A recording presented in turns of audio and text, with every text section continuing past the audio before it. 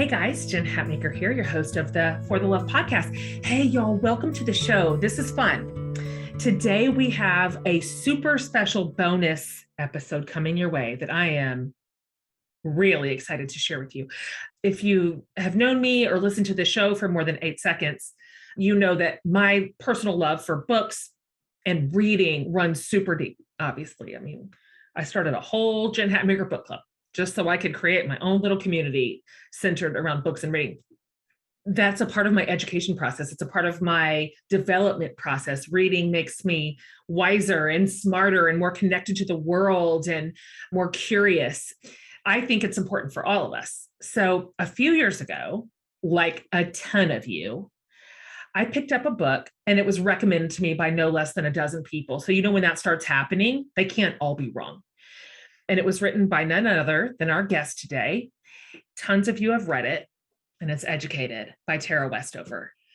And this book blew me away. It blew us all away because it was just so profoundly fascinating, like fascinating to read. You cannot tear your eyes away. So if you haven't read Educated, here's a synopsis. Tara was born in Idaho, and she lived in a very rural community with her extremely, and emphasis on extreme, religious family. And so she had a childhood that was wildly different than what most of us experienced. She basically grew into the courage to leave eventually and pursue an education, even though she hadn't stepped foot in a classroom until she was 17 years old. Her family was sort of off the grid. They were survivalists, no schools, no doctors. All the systems were sort of considered to be evil and corrupted. And you just almost can't believe it when you're reading it. And she's an incredibly gifted writer. And so she's a storyteller. She kind of walks us through her childhood and then her departure from it. Because, talk about a departure. So remember, she never even went to school until she was 17. And then went on to receive her BA from Brigham Young University, and then studied at Cambridge and Harvard. Tara earned her PhD in history from Cambridge in 2014, and then she published Educated in 2018. And then y'all, this book blew up. It blew the freak up. It spent over 135 weeks on the New York Times Bestseller list. It won the American Bookseller Association's Book of the Year, the Goodreads Choice Award for memoir and autobiography. So not only was it a huge winner in these massive categories, it was applauded and celebrated by the New Yorker, the Oprah Magazine, the Obamas. It was an absolute hit, a runaway hit. And I know why, because it's such a fascinating read. And she is such a captivating storyteller. And she and I talk about this in the interview, but even though her story is an extreme one, she had sort of a very outlier childhood experience, a lot of what is baked into it is common, just hard things from childhood, parents who sort of bake in a lot of complications for you that you then have to deal with as adults. You could grow up in a suburb and still relate to a lot of the internal conflict that Tara went through and then worked through later. And so it's fascinating. So if you read Educated, you're going to love this conversation. We talk a lot about what she's working on now, what she's learned since. She was really frank about it, very, very candid. I appreciate that. And if you haven't read this, get excited. Go get it. Go get it. The reason we're talking about it is because Educated has just come out in paperback. And so like I told her, great, now I can carry it on the airplane because I'm not taking that hardback with me. So she is smart and interesting, and you're going to love her. So enjoy this conversation, this bonus conversation with the delightful Tara Westover. Tara, I'm so happy to meet you. I'm not even joking. Welcome to the podcast. I'm so happy to be here. I feel like I know you. I read your book right when it first came out, like the rest of the world did, then talked about it ad nauseum to anybody who would listen. I'm like, this is, everybody look alive. I've got an assignment for you, and we won't be speaking until you've read it. and then you can come back to me and let's discuss.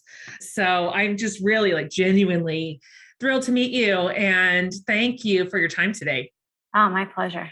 So for the handful of my listeners who haven't read Educated, who are new to you and your story, I've told them just a little bit about you, like a little peek into your life, but barely. I just touched down, because obviously to say you had an unconventional childhood is obviously an understatement. This is the center spoke of your whole story. So I wonder if you could just sort of walk my listeners through a little bit what it was like for you growing up, and at what point it started to become clear to you that other kids didn't live this way, and how long you were able to stay just enmeshed in your world before you knew that, before all of a sudden you were like, wait a second, something's different here. Yeah. I mean, I always knew that we were different because other kids in our town, they went to school, they had birth certificates, they went to the doctor, they had all these, I knew that they did that and I knew that we didn't. And so I always was aware that we were living in a different way. It was just the way that I experienced that difference was that we were right and everybody else was wrong. Simply, like everybody else was wrong. And we were going to live through the apocalypse and have food because we were storing all this food, and we were going to, God liked us better, basically. So I just experienced it as us being better.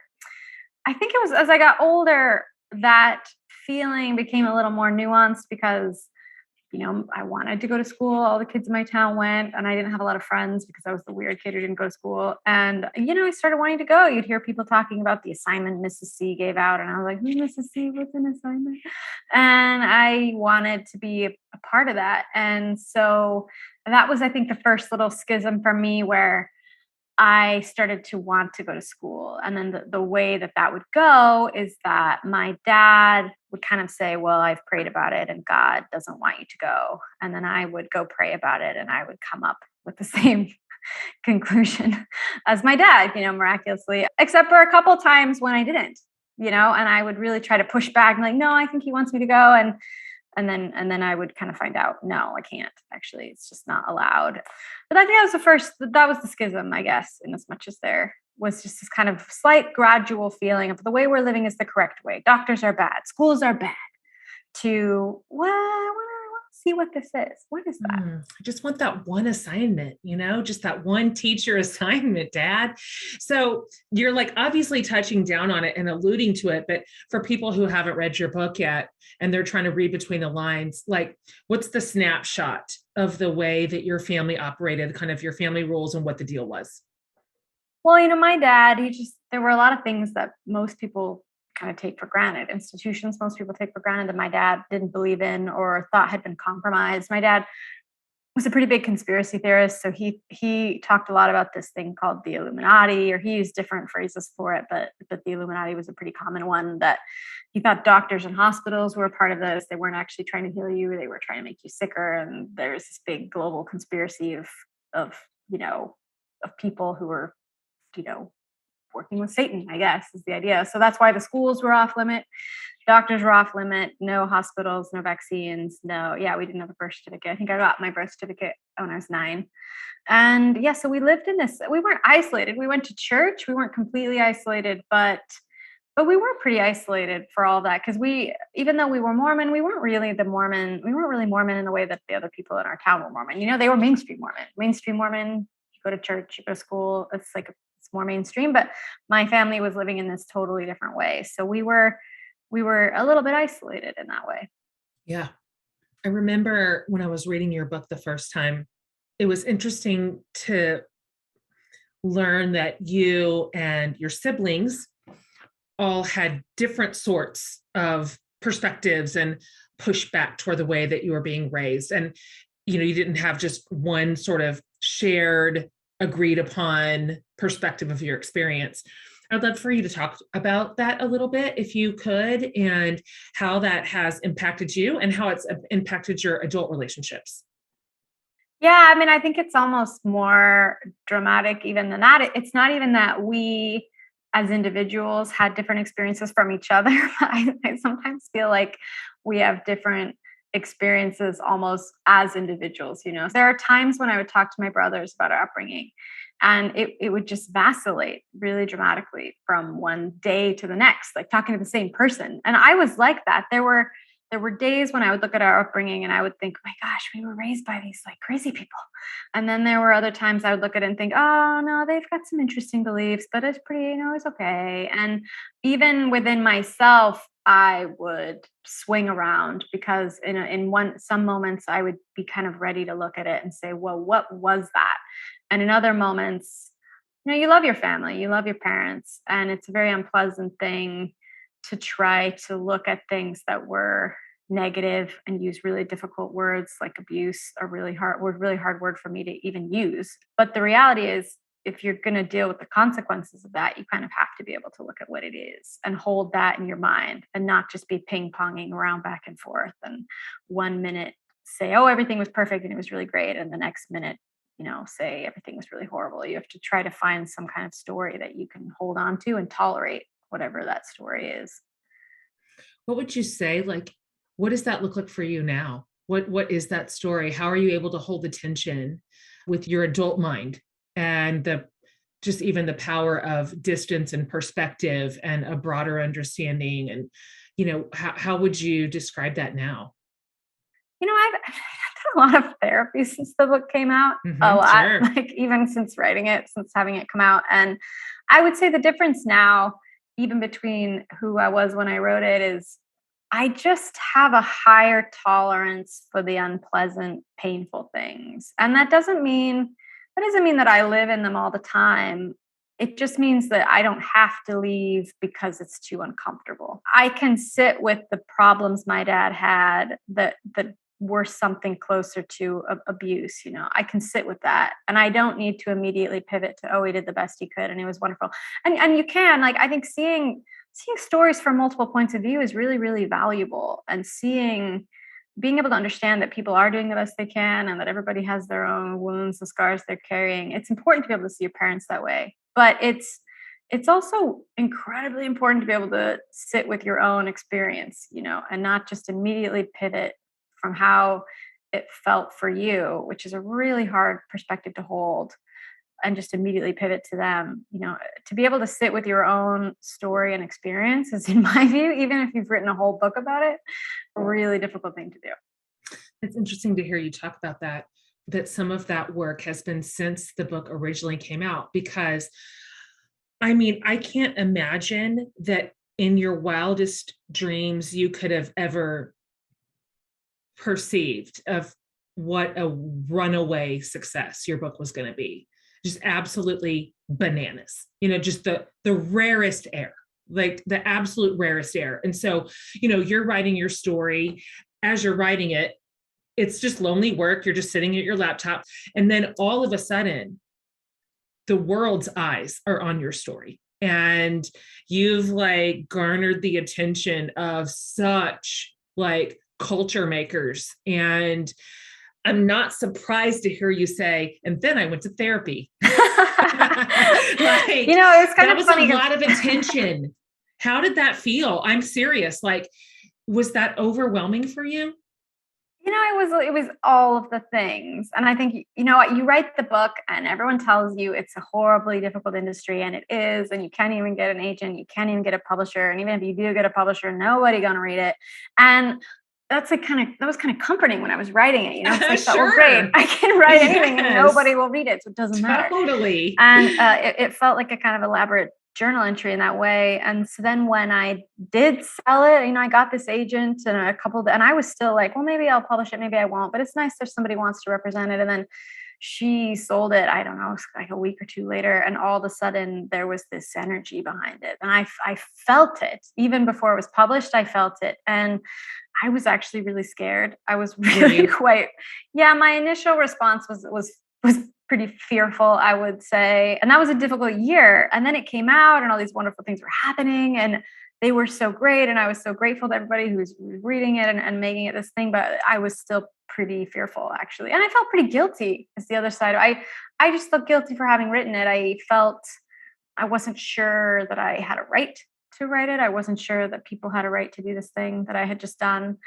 So I had really, really complicated feelings about it. And then there was just the physical reality of going around the country or a couple countries for a year, 2 years, just talking about these really difficult things, which was actually really rewarding because, I would hear from all these people who had maybe not the same life, but I learned you don't have to be raised by survivalists in the mountains of Idaho to have a really complicated relationship with your family. And a lot of people have parents who are mental illness or alcoholism or were neglected as children themselves and just don't know how to be parents. And a lot of people are walking around with those kind of stories. And there's something amazing for me about being able to put it out and realize, oh, this is affecting people. This is helpful in some way. But then there was also this kind of physical toll of that. And I'm actually grateful even for the difficult bits because it kind of broke me down a little bit. I'd gone to therapy in graduate school, which I write about a little bit.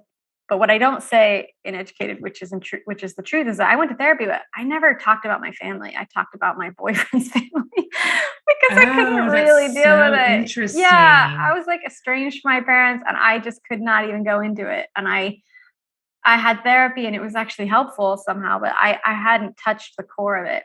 And what happened on the book tour is I was in the thick of it all the time. I was dealing with all this and it kind of broke me down a bit. And I realized I'm not okay. And finally went to therapy and actually was willing to say, let's actually talk about what happened and not just about my boyfriend's parents.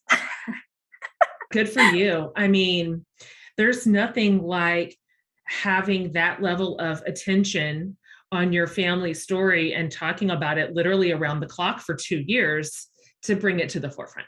At that point, I can imagine. It's horrible, but I'm grateful in a way because I feel like I probably would have eventually got myself to really go to, but probably when I was much older.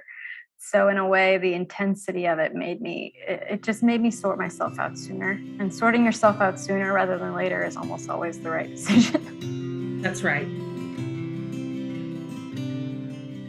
This idea of community, it's just so vital, right? Studies have proven again and again that people in community have markedly improved physical, mental, and emotional health. So in the Jen Hatmaker Book Club, we talk about books every month, of course, yes.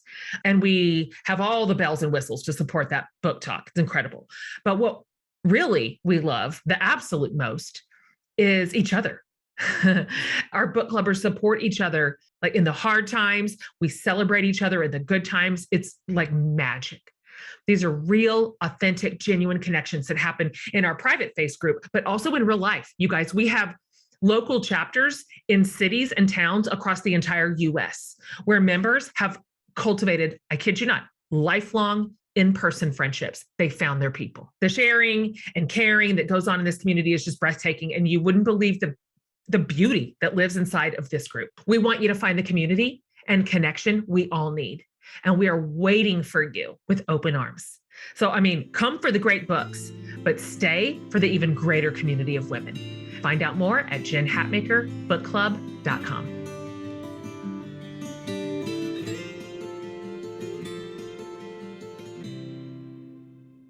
I'm interested to hear you say, if you can, because you're really transparent in the book. You very much discuss your own transformation, your own evolution, your shifting ideas, your internal conflicts. You're pretty courageous about your authenticity.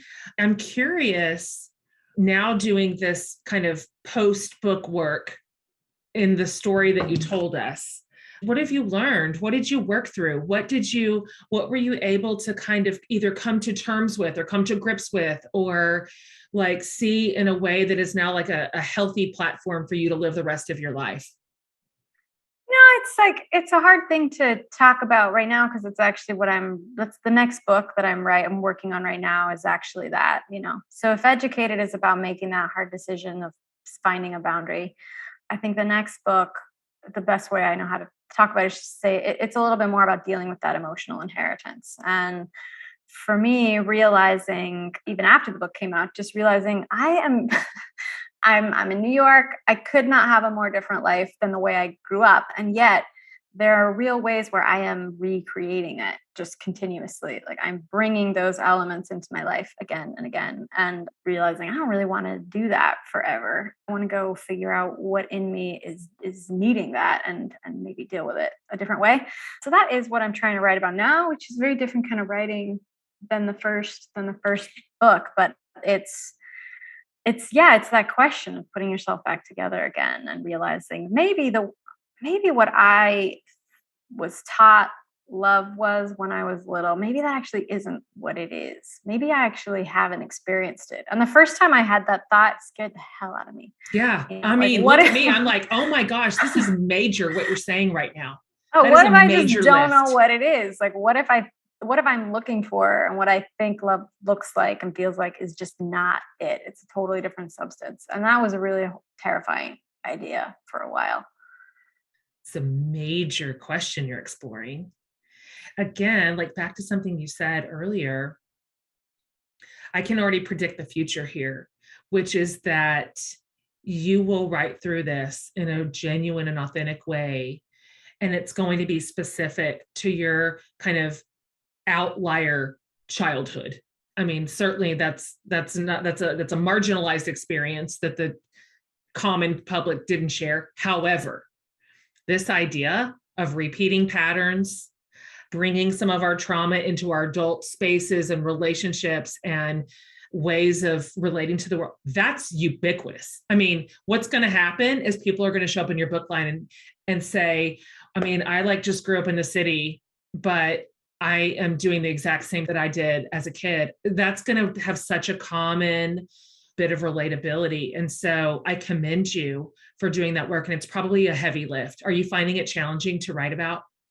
You know, the therapy was really challenging, but the writing is so much easier than the last book, to be honest with you. And I think it's maybe kind of an effect of the therapy where a lot of, I've read a lot of psych books and I've done a lot of therapy, and it's really the gift of the first book is that I had this freedom and this time and, health insurance for the first time in my life that I could actually go to the dentist. Exactly. Yeah. I could like take time and do these things. And I think it's maybe an effect of the therapy that a lot of the things that used to be just so painful for me to think about, I wouldn't even think about them. I would do anything. I would like cut off my hand rather than have to revisit some of these memories because that was a pain that was like imaginable and the other wasn't. And what's interesting, I think, is once you have gone into that place and you've let the grief out, for lack of a better word, as horrible as it is to do that, and it really isn't very pleasant, I don't know, there is some potency that goes out of it. And I guess I would say I've always been somebody my whole life who's pretty afraid of feelings, like other people's feelings or my feelings, really anybody's feelings. Somebody that I knew a few months ago, or actually probably a year ago, someone close to them passed away, someone in their family, and they were so sad, as you would be, as anybody would be. And I realized I couldn't even be around them because I just had to fix it. I was like trying to do all these things, like, why don't I buy you a dog? Why don't I'm going to these insane places because I can't tolerate. And I realized that, and it became something I explored in my own process of trying to work out, like, why can't I, they're just feelings, why can't I be with this person and let her be sad? Why does this scare me so much? And I think that's one of the things that working through it did give me, is a sense of, they're just feelings. Like they aren't going to kill you. It's going to be okay. You can just be sad. And weirdly, there's this kind of life or death energy. I can't go there or I'll die, that dissipates, and I kind of learned, take the power out of it. Yeah, I can be sad and nothing. They're just feelings. They're just feelings. This is very relatable to me. They're just feelings. I spent last year in a major season of recovery from just the trauma of losing a 26-year marriage in a way that was not expected. It was shock and awe. I'm sorry. Thank you. And so last year was just like trying to piece a life back together, a very expected life. I mean, I saw the end of it. I'd written the whole script, and I'm a person, most of my energy is outward facing. It's on you, it's on somebody else, it's on the world. And I struggle internally. And so I remember, so much therapy, but my counselor had to drilled this into me. She would say it all the time because it was so hard for me to learn. She's like, Jen, sad is not bad. Mad is not bad. And hard is not bad. I'm like, it is. It's all bad. Like, it's not tenable. We can't survive it. She's like, no, you can. Like, you can survive sadness and you can just have it. You can just be mad. And then that's the end of it. Like, you're mad. And it doesn't have to have a solution. I'm like, right. All those things are scary to me too. And I'm having to work through that. So again, I know that your story is so specific to you. And yet some of what you're saying right now is just like, oh, same. I mean, that's the thing. I think growing up, difficult for everybody, almost no matter, you can have the most idyllic family and everything can be okay. And there's just ways that growing up, it can be deforming in a way. There's just natural things that are really hard in life, no matter how great things are around you. And so I think sometimes people feel guilty that they think, well, my parents were pretty good and my upbringing was good and I went to a good school and they have something and they know they have it. But what happens is they feel guilty that they have it. And I just think it's something I've learned from all the readers I've heard, from all the people I've met.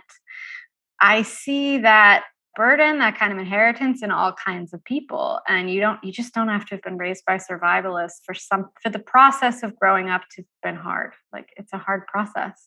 That's like a really generous posture to take toward your readers and just people in general, which is going to serve you well, because that means that the way in which you're probably telling this portion of your story is it's inviting and it's welcoming and it has a soft space for other people to land, even if they just grew up in the most lovely suburban family, that still find some hardness kind of baked into their growing up story. Life. Everybody has loss and everybody has, nobody escapes it.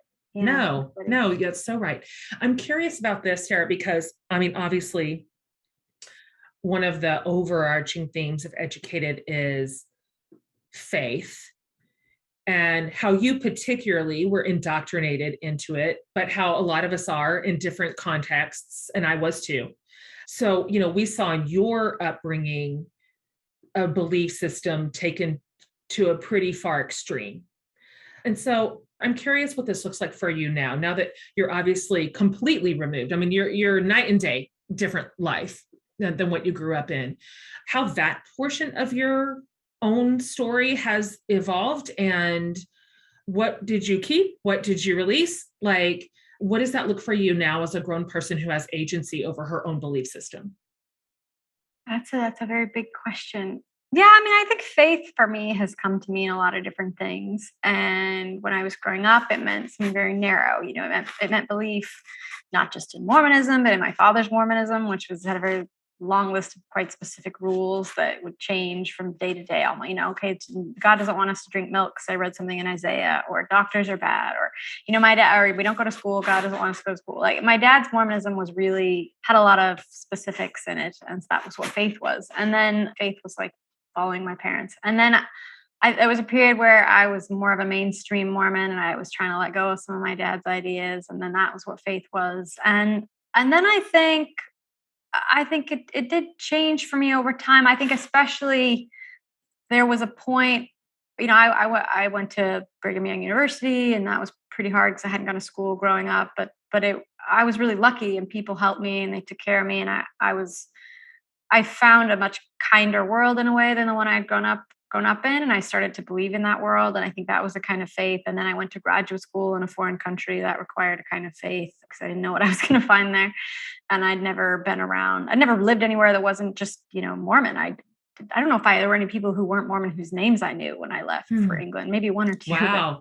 Is that right? God. Yeah, people, I'm sure I'd met non-Mormons at the checkout at Walmart or something, but not anybody that I knew well, And yes. Okay. My life was Mormon. All of a sudden I was going to go to a foreign country where there weren't going to be any. And that was a kind of faith. And I think one of the last times I went home was a really dramatic night with, confrontation with my parents about my older brother threatening. And it was an insane scene. And it was one of the last times I went home. And I remember deciding to leave that night also felt like a kind of faith, because it was like, yeah, here was this world that was familiar, that was the one I'd grown up in. It was available to me. I knew how to navigate it, sort of. And I was realizing I just don't think I want to be here. I don't think this is the life that I want. And I don't want this for myself. I don't want this for my kids. I don't want this. But you had to really believe that a different kind of life is possible. And that was hard for me even then. Even then I was in graduate school. I could almost imagine a life without my parents in it, but it was an act of faith in a way to just say, I can walk out of here and build something better that's possible. That's really powerful. And you did it. And I know you've heard it every which way, but your life is wildly extraordinary to have accomplished what you've accomplished and had such like a carte blanche overhaul of what you grew up in versus what you created for yourself. What does your life look like right now? Like, what's your deal? Where are your people? Like, what's your life? Well, I live in Brooklyn and I enjoy that because there's a lot of writers around here and it's quiet here. You're not in the madness of Manhattan, but you kind of get the benefit of being around this concentration of like very energetic, very brainy people. So I like that. It's why I like I like New York for the same reason I like universities. You can just find, if you really want to understand something funny about geology, you can find someone who knows the answer to that question. That's They're right. here. They're here. I love that. I love that feeling. So I would say there was a period when I first came to New York and the book was, doing well. And I was kind of a little manic. I was like running around, meeting everybody all the time. And my life has become a little bit more repetitive and insular. And I mean that in the best way. Yeah, I do. I hear you. Yeah, I have like a handful of friends I see all the time. And we have a writing group and we read our work out to each other. And we have, it's a small crowd. And I really, really like that. That's kind of become my beat. And I have a partner, my boyfriend. He's from Mexico City, and he is there a lot. He's a photographer, so he needs to be there, and so I'm there sometimes. And so I get up, I walk my dog, I read, I write, and it's kind of a rinse and repeat situation. So it's pretty calm. It's very different from how I grew up, but yeah, I mean, it really works for me, and it's so much. It's just a lot more peaceful than anything I experienced, before the age of 25 or so. I mean, even different from the package of time around the book release, which was wild and busy, also not calm, frenetic, and yeah, like endless. Not calm. Not calm, like so not relaxing. And so I can imagine that there's a craving for kind of a simple, repetitive, insular life. I completely understand that, which is good that you're enjoying that because it sounds like you're just going to steer right back into that curve here shortly.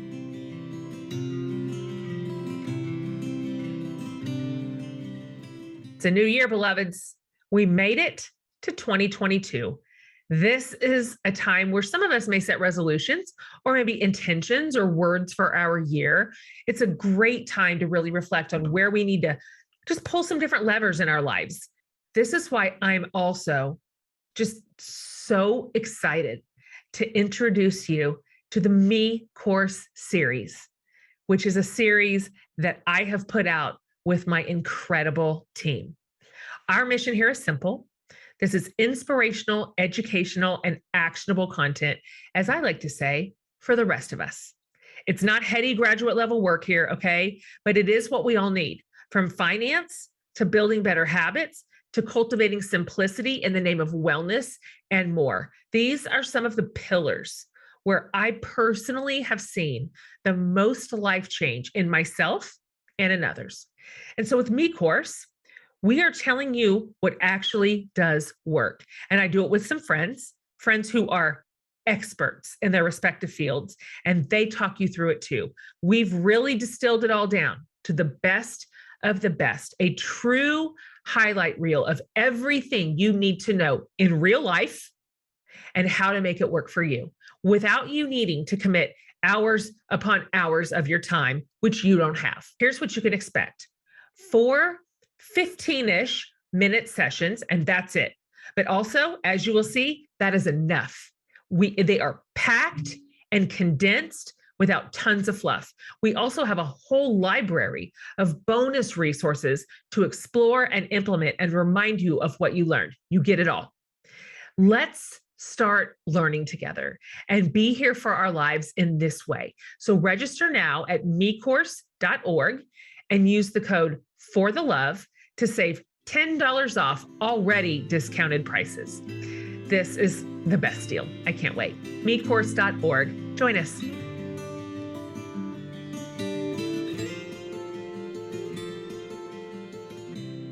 Does the new book have a title? Can we even know it, or is it not even have a title? No, there's not a title. It's probably a quarter written. So a title, I'm hoping a title will present itself. Will come to you. Yeah. At some point, but presently, no, there's no title. I'm very lazy on titling because I find it a challenging task. And so I almost never put a working title on any book I'm writing. It's always like a lazy title. I mean, I titled Educated was always my title, and I was so grateful they didn't change it. I think with Educated, I didn't come up with a title for it until at least halfway through, maybe even later. And it came to you. Took me a good long while. I mean, I think I titled it An Education for a while, which was problematic because there's already a book by that title. And then one day I realized, actually, instead of the noun, I go to educated as the adjective. It's actually a lot more provocative and has the virtue of not already existing. So yes, and also it's not plagiarism. So yay. Also, you won't get a cease and desist. Yeah, exactly. So I'm like, oh, that's actually better. And then I was really grateful that book had come out first, because if I hadn't had that problem, I might have not kept chewing on it. So so you're maybe a quarter of the way through, and then you'll probably spend the rest of this year finishing it. Is that 2022 for you? Yeah, I think it will be. I mean, I hope to have a draft by the summer, but there's a draft, and then there's a draft, and I don't know which draft I'm going to get. I might get a draft that is mostly there. Or I might get a draft that is a real wreck.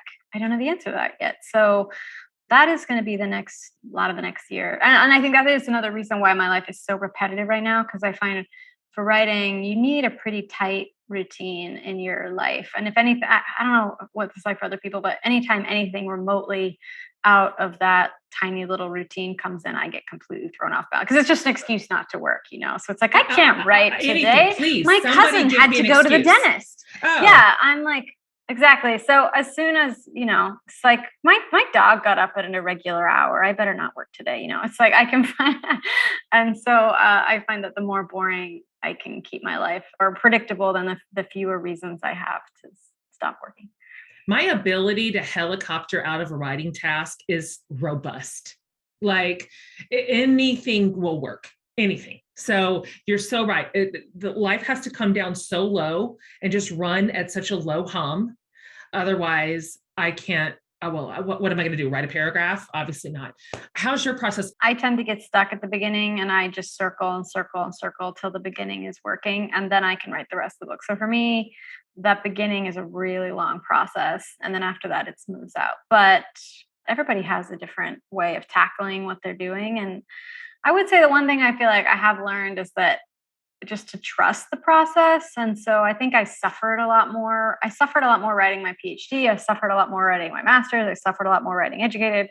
I just suffered because every time it wasn't working, I was convinced it was never going to work, and I just couldn't do it, and blah, blah, blah. And now, having written kind of 3 sizable things, 2 of them academic and then Educated, I feel like one thing I know is that it will work eventually. And so I am just putting the time in, and I try not to measure how successful any day of work has been by whether or not I actually, wrote something I'm going to use. I just try to measure it as there's going to be a 6-month process here where I just sit down every day and I think about this and I try things, and I just have to, every day that I try to do that is one more day that I've done that. Because if I start marking it by, did I get anything usable today? I'll never work, because the answer, I just won't. I won't get there until much later in the process. So yeah, I think having a little faith in the fact that these are writing a book, they're big, big things, and narrowing down, what your life is about, or what an experience is about, or what are the main ideas you want to bring out, or what are the little ideas. That is really, your mind cannot do that in one go. Nobody's mind can do that in one go. You have to work on it. And, George Saunders has all this beautiful writing about how important revising is, and how so much of what you do are just little revisions. So I think it's in The Guardian. He talks about it. They're just these little tiny changes, course corrections you make, going over it again and again. And nobody's mind can produce a book on the first pass. It just doesn't happen. And it happens with little course corrections. That's how it happens. Well, I'm excited. I'm excited for the paperback version of Educated for I'm going to say 4 dozen people that didn't read it the first time around. So good on them. They can carry it on an airplane. Perfect. And I'm really excited about your next book. I can't wait to read it. And thank you. To see, it's encouraging because evolution, just personal evolution, just continues. This isn't like the end of your story. It's not like, and then I got out and now I'm fixed, and now, you know what I mean? It just keeps going, and that's perfect. Encouraging. Yeah. And everything's perfect. Yeah. I hope you like it. It'll be very different. It's a different kind of writing, and I'm still figuring out how to do that kind of writing. I didn't do anything for several years after Educated. I sort of did therapy. That's when I read a lot of books about psychology, and I didn't do any of the things that people were saying, oh, you could do this, do a podcast, do a documentary, do this. I didn't do any of it. And until I kind of had this itch come back and realized I really want to write this. Yeah, this is something I really want to do. This is fantastic. I'm cheering you on in your quiet little Brooklyn life. Thank you. I appreciate that. Okay. Well, thanks for coming on the show. Again, I'm just a fan, and I think you are a profoundly gifted writer. And I love the way your mind works and how you think and how willing you are to put that on a page for the rest of us. And so I hope this year of writing this part of your story is like nurturing for you. I hope it's cathartic and therapeutic and lovely. And I hope it just flies out of your fingertips once you get there. So we'll all line up to buy it. We will, us and Oprah. So don't worry about it. It's going to be fine. Well, thank you so much. And yeah, thank you for having me on the show. Okay, Tara, great to meet you. Right. Nice to meet you. Bye. All right, you guys, a fantastic person, a fantastic story, more to come from her, which I'm thrilled about. We definitely want this one to keep writing. And so if you haven't already picked up your own copy of Educated, just go get it. It's in paperback now, like you heard. So you can just cart it around in your little bag without like breaking your back. And you can get it anywhere books are sold, of course. So I hope you enjoyed that. I was happy to bring that to you. All right, you guys, we like to do bonus EPs sometimes. Just a little like, hey, we've got a really cool person on our radar, and maybe it doesn't fit inside the series we're in, but we know that you would like to hear from this person and meet this person and enjoy this conversation. And so we can do that whenever we want. And the reason is because we're in charge of our own show. So there you go. All right, you guys, thanks for joining me. Have an awesome week. See you next time.